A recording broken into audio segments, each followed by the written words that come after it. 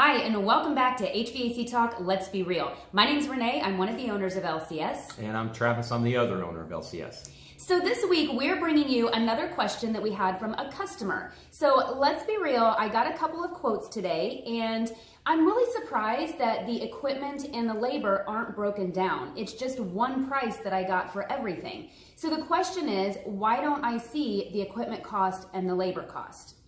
The reason for that is on a job, if we were to break everything down as far as material goes, you could have upwards of 25 to 35 separate items per job, and that would make the proposal super long, and it makes it clean by doing a flat rate price. Okay, very good point. And then tell me a little bit about labor. So do you estimate labor? Do you know exactly how long it's going to take?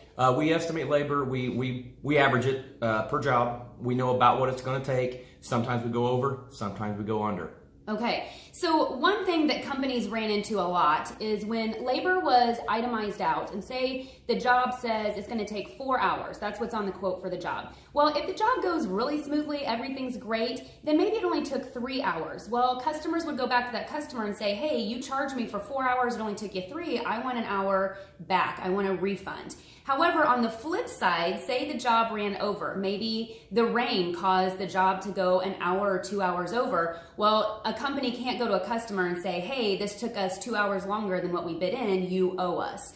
And so that way, what happens is they just average that labor per job. Sometimes it comes under, sometimes it's right at, sometimes it's a little over. But no matter what, that's the price for the customer. Yes, and we're not going to change our price just because maybe we got the wrong parts, wrong material. That's not on the customer, that's on the company. But we can't, on a flat rate, we're not going to say, hey, you owe us more money. Mm-hmm.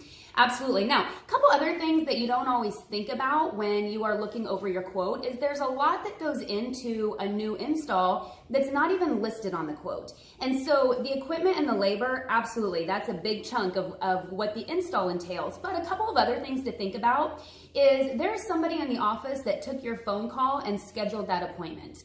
There was a salesman that came out and met with you, answered your questions, looked over your home, took measurements, wrote up the estimates. There's somebody else in the office, or maybe that salesperson followed up, helped you with that signed proposal, made sure all of your questions were answered, maybe helped you with some financing, all of that good stuff. And so all of that cost, nobody likes to work for free, and so everybody does have a salary, and so all of those costs are part of that quote. After the job is over, we're not done yet. We still have warranty registration, there's utility rebates, manufacturer rebates. A lot of companies do that for their customers, or if they don't, they're providing all that paperwork and information, and that takes time. I know Gretchen easily spends an hour, if not more, after each installation is over to process everything.